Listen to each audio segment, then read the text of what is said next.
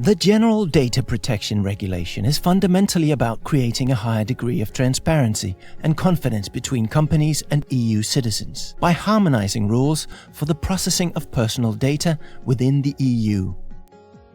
Companies are only allowed to collect and store your personal information if they have consent, a valid reason, and a specific purpose.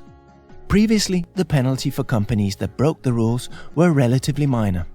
The penalties have now been made significantly stricter to better protect EU citizens.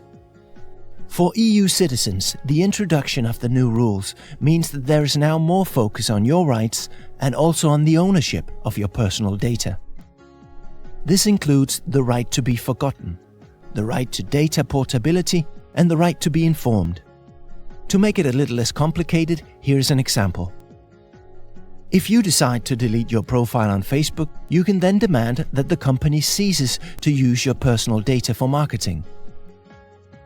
For companies, on the other hand, it is important that you both know and relate to the new requirements of the Data Protection Regulation.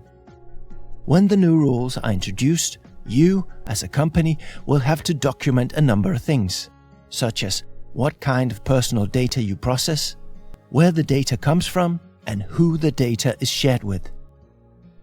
And when you collect personal data, you have to provide details of why you're collecting the data, the intended purpose of the collection, and how long it will be stored. The regulation also includes a long list of heightened security requirements that a company needs to be aware of. If these requirements are not complied with in the future, there will be fines of up to 4% of the company's global revenue. In other words, there is a very concrete reason for having a solid overview of the new EU rules for the processing and storing of personal data before May 2018, when the new law comes into force.